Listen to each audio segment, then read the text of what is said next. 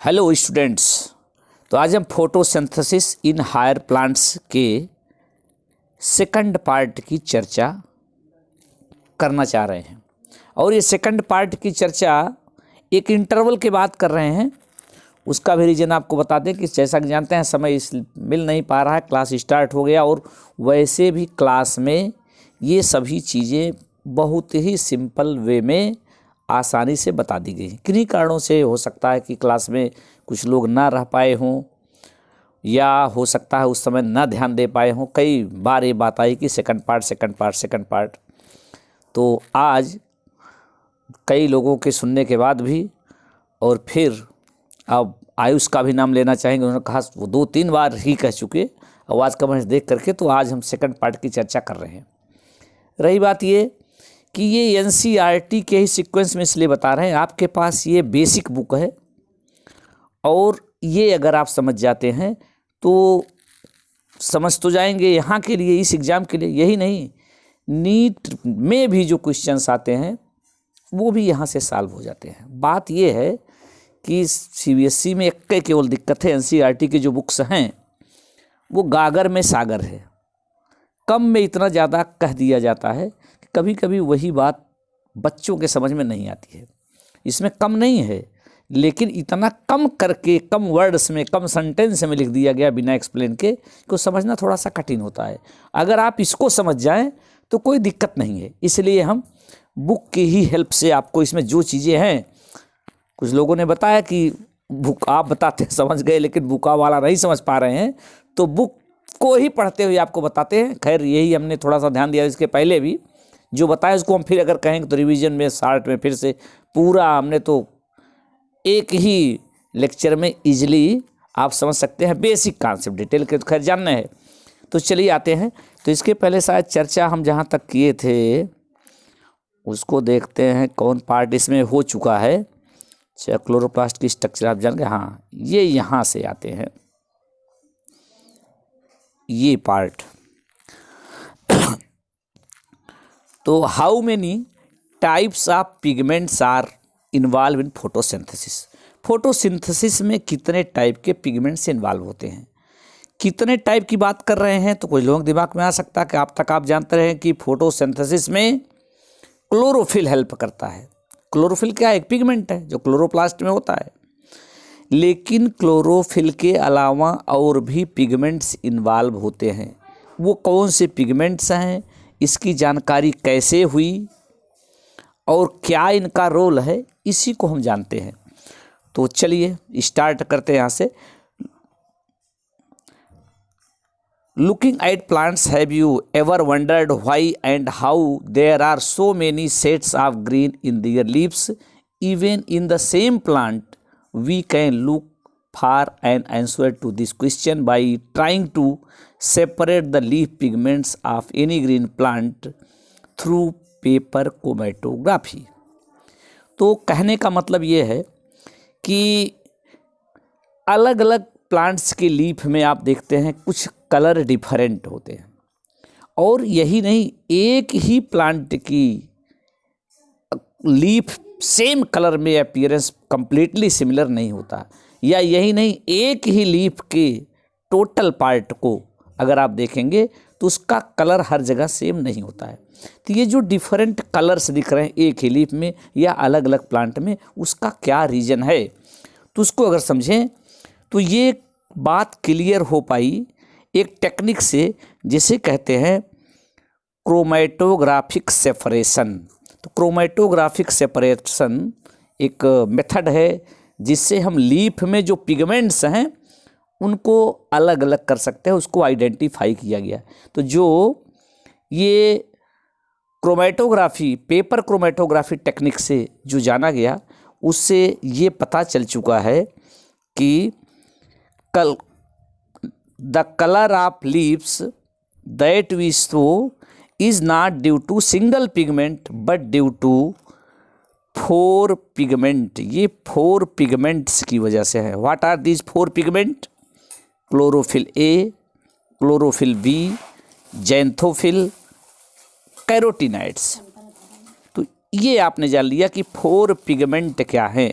Chlorophyll A जिसके colour के बारे में ब्रेकअप लिख दिया, bright or blue green in chromatograms, जो रिजल्ट आपको मिलता है क्रोमेटोग्राफी से, क्लोरोफिल भी yellow green, xanthophyll yellow colour का, and carotenoid yellow to yellow orange.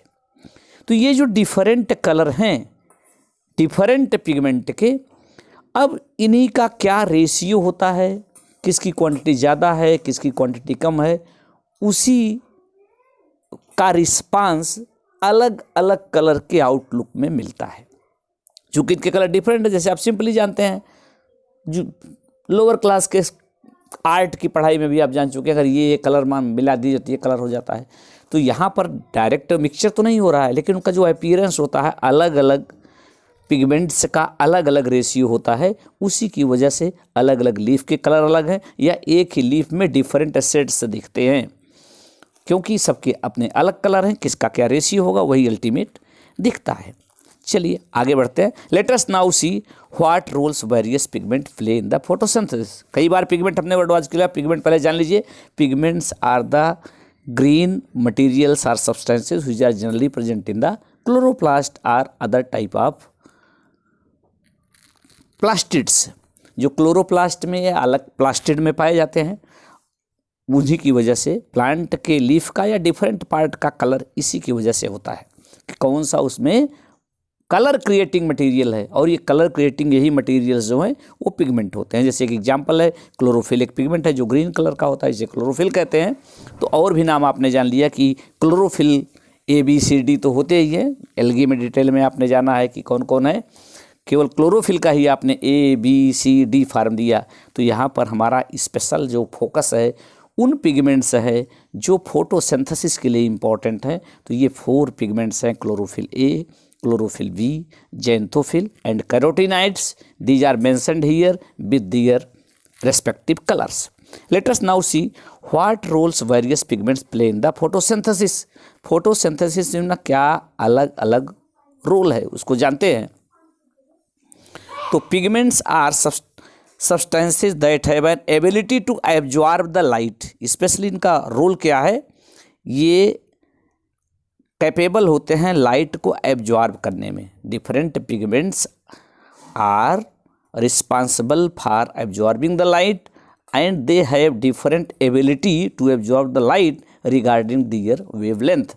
अलग अलग पिगमेंट अलग अलग वेवलेंथ की लाइट को एब्जॉर्ब करते हैं। जैसा कि आप जानते हैं, अलग अलग कलर की लाइट की अपनी अलग अलग वेवलेंथ होती है।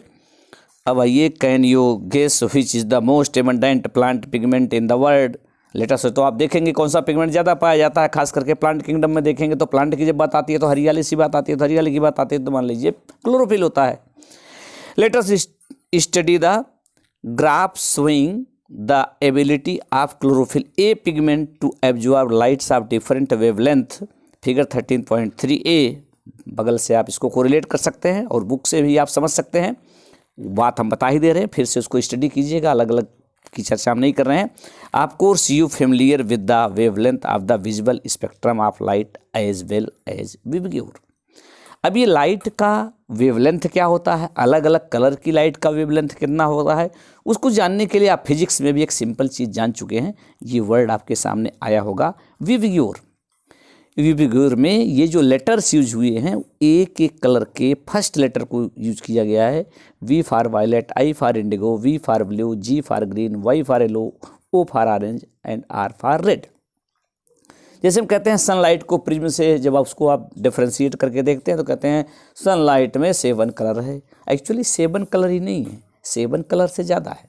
लेकिन जो हमारे आई की कैपेसिटी है, जिस कलर को हम देख सकते हैं, जिस वेवलेंथ को देख सकते हैं, तो जो हम अपनी आई से देखते हैं उसे हम कहते हैं विजुअल लाइट। कह लीजिए जो है विजुअल लाइट की वेवलेंथ एक मिनिमम और मैक्सिमम है 380 नैनोमीटर से 760, यानी 380 नैनोमीटर से लेकर 760 नैनोमीटर तक वेवलेंथ वाली लाइट को ही हम देख पाते हैं। और इसी वेवलेंथ में ये आते हैं 7 कलर VIVGYOR, जिसका हमने बताया कि एक एक कलर के लिए दिए गए हैं, वो देखते हैं। चलिए, तो विबग्योर को आपने जान लिया। ऐसा नहीं, और भी कलर की लाइट हैं जिनकी वेवलेंथ या तो इनसे कम है या तो इनसे ज़्यादा है, यानी 380 से कम है या 760 से ज़्यादा है, जिसको हमारी आई पहचान नहीं पाती है। चलिए, अब उसका मतलब यहाँ पर क्या है इस लाइट से, from figure determine the wavelength colour so the which chlorophyll A shows the maximum absorption, does it show another absorption peak at any other wavelength too, if yes which one। तो दिया गया, इसको आप पढ़ करके आगे जानेंगे, जिसकी चर्चा हम भी करते रहेंगे। तो ये आपको यहाँ से कंपेयर करना है।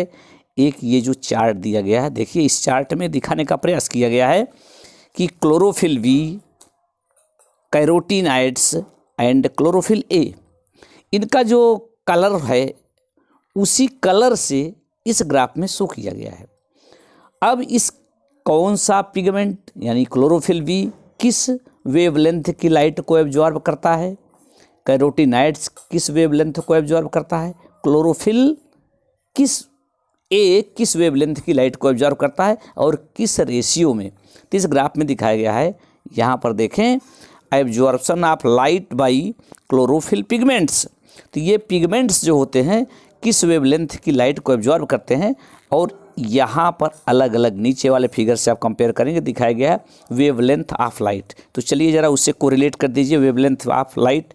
ये यहाँ पर देखिए, ये 400 है, ये 700 है। तो 400 से 700 जो वेवलेंथ है, रफली यही जो है फोटोसिंथेसिस के लिए एक्टिव रीजन जिसको कहते हैं, इसी वेवलेंथ की लाइट को यानी अप्रॉक्सीमेट 400 नैनोमीटर से लेकर 700 नैनोमीटर वेवलेंथ तक की लाइट को पिगमेंट्स जो फोटोसिंथेसिस में हेल्प करने वाले हैं एब्जॉर्ब करते हैं। इसलिए इसको हम कहते हैं photosynthetically active region of wavelength for the photosynthesis which is absorbed by the pigments involve in the photosynthesis. तो एब्जॉर्ब करते हैं, तो आपने कह दिया 400 से लेके 700 तक ये लाइट वेवलेंथ की यूज होती है फोटोसिंथेसिस में, क्योंकि इसी को एब्जॉर्ब करने वाले डिफरेंट पिगमेंट्स हैं। तो इस फिगर से अगर कंपेयर करेंगे, जैसे क्लोरोफिल बी को देखिए, कैरोटीनाइड्स को देखिए, क्लोरोफिल ए को देखिए, तो इनके जो पीक हैं, मैक्सिमम जो एब्जॉर्प्शन है, जैसे इस एक्सिस पर दिखाई गई वेवलेंथ और इस एक्सिस पर दिखाई गई है लाइट की क्वांटिटी कितना एब्जॉर्ब होती है। तो यहाँ पर एक चीज़ ये समझना है, ये रीजन देखिए और इधर ये रीजन देखिए, जहाँ पर पीक्स मिल रहे हैं। पीक्स का मतलब इन सब के पीक यहीं पर मिल रहे हैं। तो इस कैरोटीनाइड को छोड़ के, कैरोटीनाइड देख रहे हैं यहाँ पर जा करके यहीं फिनिश हो गया है, ये रीजन आया, यहाँ पर एब्जॉर्प्शन बहुत कम हो गया है। तो यहाँ पर खास करके क्लोरोफिल, और क्लोरोफिल में क्लोरोफिल बी और ए, इस रीजन को अगर देखें तो जो मैक्सिमम वेवलेंथ एब्जॉर्ब होती है, इनके पीक्स यहाँ पर दिख रहे हैं। इन पीक्स को कंपेयर करें तो अप्रॉक्सीमेट ये 400 के आसपास, और 400 के आसपास का मतलब जो वायलेट कलर है। और इसी तरीके से फिर एक बार पीक सबका यहाँ पर डाउन हो जाता है, लाइट के एब्जॉर्प्शन क्वांटिटी जो ये रीजन दिखाया गया है ये डाउनवर्ड हो गया, यहाँ पर एब्जॉर्प्शन लाइट का बहुत कम होता है इस वेवलेंथ में। और फिर पीक मिलता है हमें यहाँ 700 के आसपास। 700 के आसपास वेवलेंथ किसकी है, रेड कलर की। इसीलिए कहा जाता है जितना फोटोसिंथेसिस की रेट होगी उसी रेशियो में लाइट एब्जॉर्ब हो रही है, यानी लाइट ज़्यादा एब्जॉर्ब होगी फोटोसिंथेसिस ज़्यादा होगी, लाइट कम एब्जॉर्ब होगी फोटोसिंथेसिस कम होगी। क्योंकि मैक्सिमम लाइट का जो एब्जॉर्प्शन हो रहा है वो अप्रॉक्स 400 नैनोमीटर की वेवलेंथ में और 700 के आसपास हो रहा है।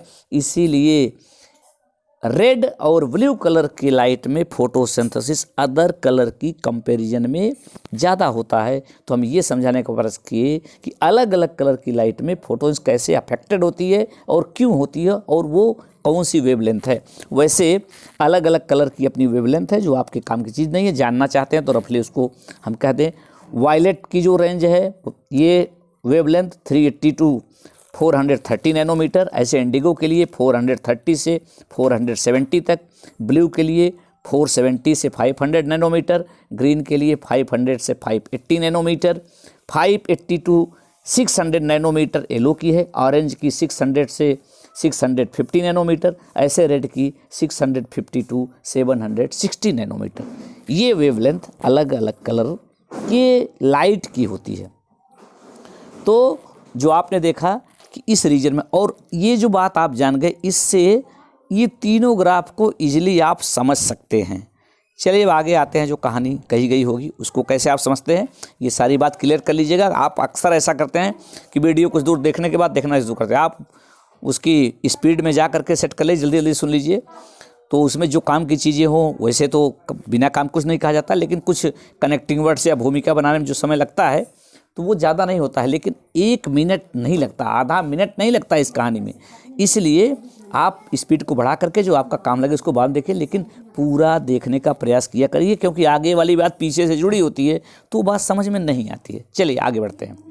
Now look at figure 13.3 showing the wavelength of which maximum photosynthesis occur in plant. बात आ गई पहले से ही। Can you see that the wavelength at which there is maximum absorption by chlorophyll a, ये भी आपने जान लिया, वही 400 और 700 के आसपास, that is in the blue and red region, ये हमने क्लियर कर दिया पहले से। Also shows higher rate of photosynthesis, इसी रेंज में ज़्यादा होता है जहाँ उनके पीक मिल रहे हैं एब्जॉर्प्शन के। Hence we can conclude that chlorophyll a is the chief pigment associated with the photosynthesis, और क्लोरोफिल ए को आप देख रहे हैं कि मैक्सिमम पीक उसका जिस रेंज में मिल रहा है क्लोरोफिल ए का है। But why looking at figure 13.3c can you see that there is a complete 1-to-1 overlap between the absorption spectrum chlorophyll a and the action spectrum photosynthesis. इसमें कई जगह पर सबके ओवरलैप कर रहे हैं, यानी सिमिलर रेंज में है, जो कम है बीच वाले रीजन जो हैं। आगे बढ़ते हैं, ये बात शायद हम उम्मीद करते हैं आप पूरी तरीके से समझ जाएंगे। चलिए आगे बढ़ते हैं। These graphs together show that most of the photosynthesis takes place in the blue and red region। समझ गए हैं क्यों ब्लू और रेड रीजन में मैक्सिमम फोटोसिंथेसिस होती है? क्योंकि इसकी जो वेवलेंथ है उसको उसी रीजन में लाइट एब्जॉर्ब करने का जो पीक है वो पिगमेंट्स का है। Some photosynthesis does take place at the other wavelength of the visible spectrum. Let us see how this happens through chlorophyll A is the major pigment responsible for trapping light. Other thylakoid pigment, thylakoid term से परिचित हो गए हैं, chlorophyll की structure में आया है।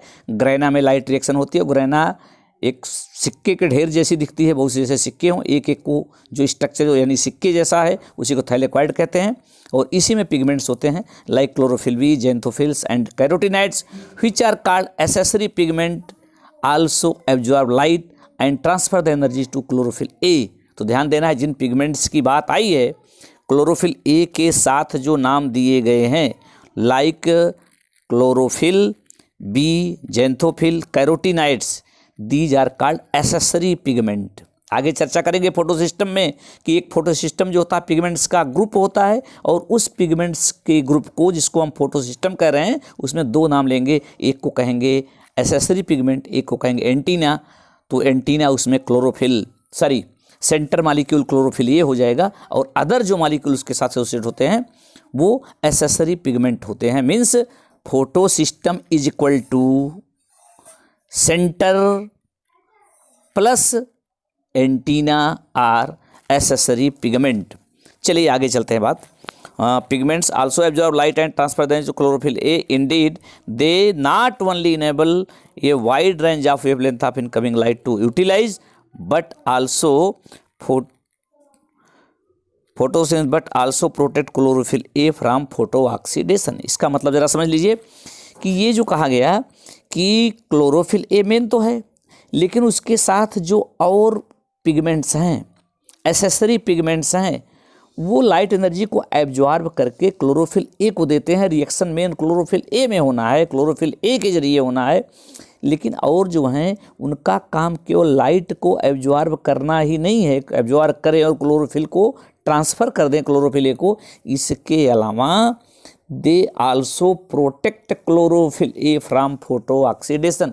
ये क्लोरोफिल ए को प्रोटेक्ट भी करते हैं, क्योंकि लाइट की प्रेजेंस में इसका ये डैमेज हो सकता है, या कह सकते हैं इसका फोटो ऑक्सीडेशन हो सकता है। तो फोटो ऑक्सीडेशन से क्लोरोफिल ए फेल न हो जाए, काम करना न बंद कर दे, डैमेज न हो जाए, इसको प्रोटेक्ट करने में भी एसेसरी पिगमेंट्स का रोल है। तो एसेसरी पिगमेंट्स का रोल फिर से एक बार क्या हम बता रहे हैं, पहला काम हो गया ये लाइट को एब्जॉर्ब करके क्लोरोफिल ए को सेंड करते हैं, उसको प्रोवाइड करते हैं, और दूसरा काम क्या है, क्लोरोफिल ए को प्रोटेक्ट भी करते हैं from the photo oxidation of chlorophyll a.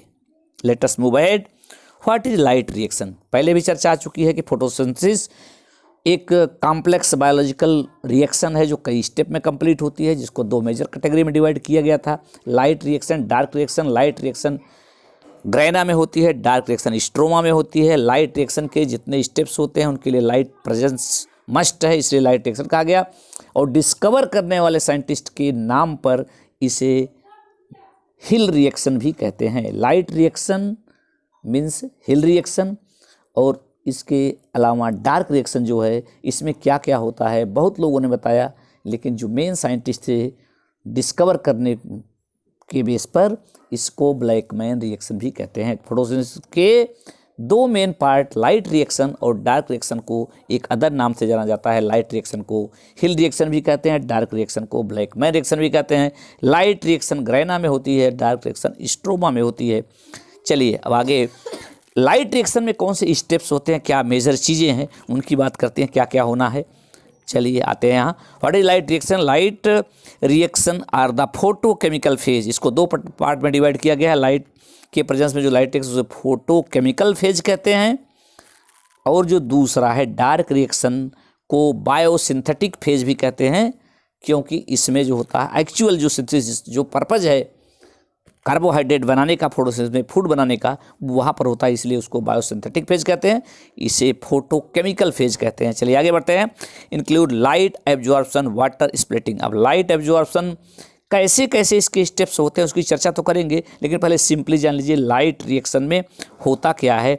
तो फर्स्ट चीज़ हो गई light absorption, first absorption of light होगी।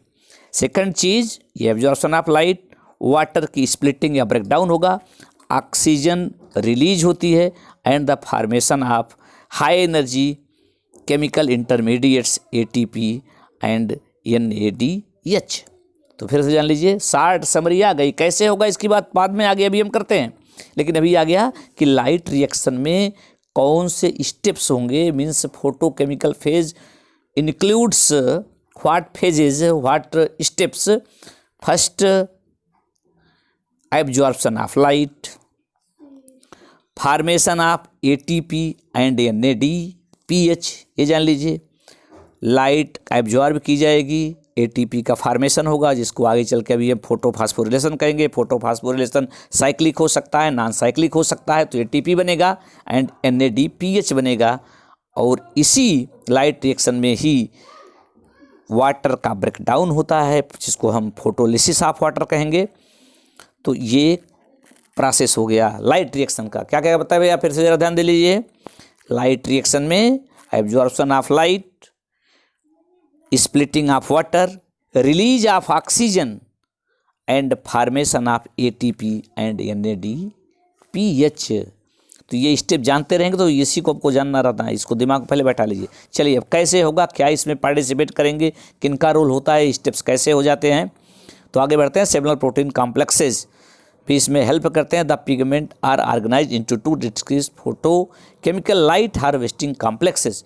तो जो पिगमेंट्स हैं जो लाइट को एब्जॉर्ब करने में हेल्प करेंगे, जो कि प्रिलिमिनरी स्टेप है फोटोसिंथेसिस का, लाइट रिएक्शन का, तो इसमें जो पिगमेंट्स इन्वॉल्व होते हैं, लाइट के एब्जॉर्प्शन से स्टार्टिंग होती है। लाइट को एब्जॉर्ब करने के लिए पिगमेंट्स का दो टाइप का ग्रुप होता है, यानी पिगमेंट्स के ग्रुप को दो कैटेगरी में डिवाइड कर सकते हैं। और ये जो पिगमेंट्स का ग्रुप है, पिगमेंट्स के ग्रुप से कॉम्प्लेक्स बनता है, उसी को कहते हैं लाइट हार्वेस्टिंग कॉम्प्लेक्स, RLHC। ये दो टाइप का है, एक को कहते हैं फोटो सिस्टम फर्स्ट और पिगमेंट सिस्टम फर्स्ट, और एक को कहते हैं photo system second.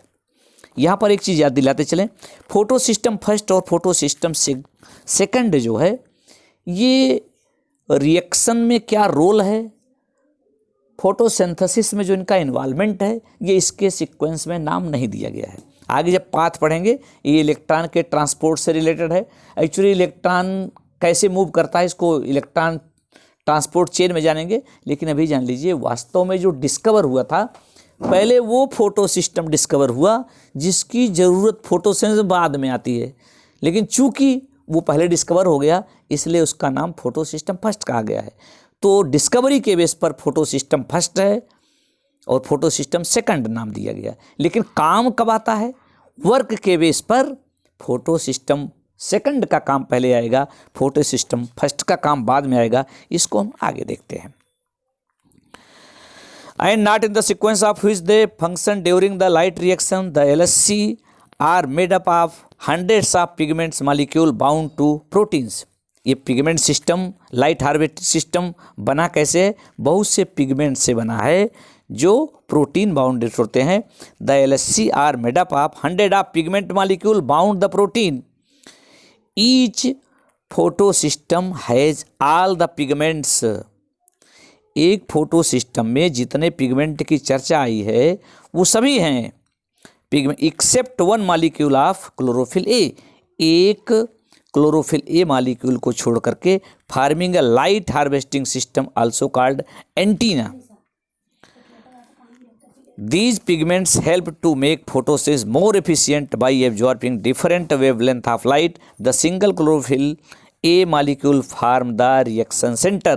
The reaction center is different in both the photosystem in pigment system. First reaction center chlorophyll A has an absorption peak at 700 nm, hence is called P700, while in pigment system second it has absorption maximum at 680 nm and is called P680। चलिए इसको ज़रा short में समझते हैं और कोई word बाद में भी नहीं समझ में आ रहा तो आप पूछ लेंगे। तो जैसे हमने कहा लाइट हार्वेस्टिंग सिस्टम जो है ये दो टाइप का बन गया है। एक का एग्जांपल यहाँ पर दिया गया है। अब देखिए ये पिगमेंट जो अलग अलग दिखाए गए हैं, ये ग्रीन कलर के जो पीस दिख रहे हैं आपको, ये सब अलग अलग पिगमेंट को रिप्रेजेंट कर रहे हैं। पिगमेंट पिगमेंट पिगमेंट, तो ये पिगमेंट मॉलिक्यूल्स है। पिगमेंट मॉलिक्यूल्स का मतलब जो अभी आप कह चुके हैं, ये कैरोटिनाइड्स हो सकते हैं, क्लोरोफिल भी हो सकता है, जेंथोफिल हो सकता है ये। और यहाँ पर एक ये वाला जिसको दिखाया गया रिएक्शन सेंटर, दिस वन, यही है क्लोरोफिल ए, जिसको कहते हैं रिएक्शन सेंटर। क्योंकि एक्चुअली जो रिएक्शन होनी है लाइट रिएक्शंस में, बहुत सी रिएक्शन हैं, उन रिएक्शन का जो सेंटर है वो क्लोरोफिल ए है। और ये अदर जो हैं इनको हम कहते हैं एसेसरी पिगमेंट, और ये सब मिल के बन जाता है फोटो सिस्टम। और ये दो टाइप का होगा, फोटो सिस्टम फर्स्ट और सेकंड। लेकिन पहले आइए इसकी जो बात कर रहे हैं, एक नाम और भी है P700 एंड P680 पिगमेंट, जिसमें जो लाइट का पीक एब्जॉर्प्शन होता है क्लोरोफिल ए मॉलिक्यूल का, उसके बेस पर नाम दिया गया है लाइट हार्वेस्टिंग कॉम्प्लेक्स में। तो रिएक्शन सेंटर ये है जो पीक लाइट जिसका एब्जॉर्प्शन होता है, जिसमें क्लोरोफिल ए 700 नैनोमीटर वेवलेंथ वाली लाइट को एब्जॉर्ब करता है, उसे P700 कहते हैं। और पूरे सिस्टम को कहते हैं पिगमेंट सिस्टम फर्स्ट। जबकि दूसरा जो पिगमेंट सिस्टम सेकंड है, it has absorption maximum at 680 nm। जो मैक्सिमम वेवलेंथ एब्जॉर्ब करता है वो 680 नैनोमीटर है, इसलिए इसे P680 भी कहते हैं, P फॉर पिगमेंट। चलिए आगे बढ़ते हैं। अब इलेक्ट्रॉन ट्रांसपोर्ट क्या है ये जानना है, क्योंकि इलेक्ट्रॉन ट्रांसपोर्ट बहुत मस्ट प्रोसेस, बिना इसके काम आगे नहीं बढ़ता है। In photosystem second the reaction centre chlorophyll a absorb. पहले हमने बता दिया था कि नाम भले ही फर्स्ट सेकंड रखा गया है, लेकिन जो कहानी की स्टार्ट होती है लाइट रिएक्शन की, उसमें फोटो सिस्टम सेकंड से स्टार्ट होना है, और जिसमें क्लोरोफिल ए एब्जॉर्ब 680 नैनोमीटर ये पीक है। Wavelength of red light causing electron to become excited and jump into an orbit further from the atomic nucleus. These electrons are picked up by an electron acceptor which passes into the electron transport. बात ये कही जा रही है, जो pigment system second, photosystem second, जिसका centre molecule है chlorophyll A P680, ये लाइट को एब्जॉर्ब करता है और फिर यहाँ से इलेक्ट्रॉन रिलीज होता है। क्योंकि जानते हो वैसे भी एनर्जी को एब्जॉर्ब करके जो इलेक्ट्रॉन्स होते हैं ये हायर एनर्जी लेवल पर जाते हैं, और करके और जो ऑर्बिटल्स होते हैं एट लास्ट एक मिनिमम क्वांटिटी ऑफ एनर्जी की रिक्वायर्ड होती है, उसको पा करके कोई भी मालिक्यूल या जो एटम होते हैं अपने इलेक्ट्रॉन रिलीज कर देते हैं। तो इलेक्ट्रॉन जो यहाँ से रिलीज होता है वो एक इलेक्ट्रॉन एक्सेप्टर के द्वारा वो रिसीव किया जाता है, फिर वो आगे कहाँ जाएगा, इलेक्ट्रॉन ट्रांसपोर्ट चेन है, उस चेन के जरिए आगे बढ़ता रहता है। सपोज अब ये चेन में आता क्या है, एक यहाँ पर एक रूट दिखाया गया है, चलिए इसको समझने का प्रयास करते हैं सिंपली। तो यहाँ पर ये बात कह दी गई है, एक LHC ये हो गया लाइट हार्वेस्टिंग सिस्टम या फोटो सिस्टम फर्स्ट, इसको कह लीजिए, सॉरी सेकंड, और यहाँ पर हम कह सकते हैं फोटो सिस्टम फर्स्ट। और ये भी ध्यान दिए रहना, फोटो सिस्टम फर्स्ट जो है इसका जो सेंटर मॉलिक्यूल है ये है P700 और यहाँ पर है क्या, ये वाला इसमें है P680। चलिए अब होता क्या है, यहाँ से जो एनर्जी एब्जॉर्ब करके इलेक्ट्रॉन रिलीज होता है ये जाता है इलेक्ट्रॉन एक्सेप्टर के पास। लाइट यहाँ से आई और लाइट के आने से इस कॉम्प्लेक्स से क्या हुआ, इलेक्ट्रॉन इमिट करता है और ये इलेक्ट्रॉन रिसीव किया जाता है। प्राइमरी इलेक्ट्रॉन एक्सेप्टर्स होते हैं और इन इलेक्ट्रॉन एक्सेप्टर से फिर ये जाता है कई इलेक्ट्रॉन कैरियर्स का ग्रुप होता है जिसे इलेक्ट्रॉन ट्रांसपोर्ट सिस्टम कहते हैं। उन इलेक्ट्रॉन ट्रांसपोर्ट सिस्टम से होता हुआ यहाँ आ जाता है, यानी पिगमेंट सिस्टम फर्स्ट में आ जाता है। ये सेकंड से निकला और फर्स्ट में पहुँच जाता है। जबकि वहीं पर अगर इससे देखेंगे तो यहाँ से जो इलेक्ट्रॉन निकला ये प्राइमरी इलेक्ट्रॉन एक्सेप्टर में जाता है, जहाँ पर NADPH से NADP से इलेक्ट्रॉन लेकर के NADPH में कन्वर्ट हो जाता है और एट लास्ट फिर ये इलेक्ट्रॉन इसको चेन के जरिए फिर यहीं पर आ जाता है। तो इसलिए कहते हैं यहाँ पर ये इलेक्ट्रॉन रिसीव कर लिया जाता है, यहाँ पर इलेक्ट्रॉन रिसीव नहीं होता है। इलेक्ट्रॉन रिसीव होगा उसी सिस्टम में या नहीं होगा इसके बेस पर, और जब इलेक्ट्रॉन रिलीज होता है तो उसी समय ADP और फास्फेट मिल के बनाते हैं ATP। ADP से ATP कब बनेगा, जब इलेक्ट्रॉन रिलीज होगा तो एनर्जी रिलीज होगी, उसी एनर्जी को यूज करके ADP और फास्फेट मिल जाते हैं तो ATP बनता है। ATP कब बना, जब ADP में फास्फेट मिला। फास्फेट कब मिला, जब एनर्जी मिली। एनर्जी कब मिली, जब इलेक्ट्रॉन निकला। तो इलेक्ट्रॉन कब निकला, जब लाइट एब्जॉर्ब हुई। तो सीधे कह सकते हैं जब लाइट एब्जॉर्ब होगी तो ATP बनेगा। तो इस ATP के लिए लाइट की प्रेजेंस मस्ट है, इसलिए इसे हम कहते हैं फोटोफास्फोरिलेशन। तो फोटोफास्फोरिलेशन क्या हो गया, जब इलेक्ट्रॉन रिलीज होगा क्लोरोफिल से तो ATP बनेगा, और ये इलेक्ट्रॉन हो सकता है क्लोरोफिल को मिले इलेक्ट्रॉन चेन के थ्रू या हो सकता है डायरेक्ट नहीं मिलेगा तो हम कहेंगे नॉन साइक्लिक, और मिल जाता है तो साइक्लिक कहेंगे। समय थोड़ा लंबा हो जा रहा है इसलिए इसको हम आगे नहीं ले चलना चाहते हैं। साइक्लिक क्या है, नॉन साइक्लिक क्या है, और इलेक्ट्रॉन ट्रांसपोर्ट की जेड स्कीम क्या है, इसकी चर्चा हम अगले लेक्चर में करेंगे। तो आज यहीं पर विराम दें। इतना समझ करके तो आगे बताइएगा इसमें क्या समस्या रहती है, ये अगले वीडियो में हम और आगे की बात करेंगे। तब तक के लिए धन्यवाद।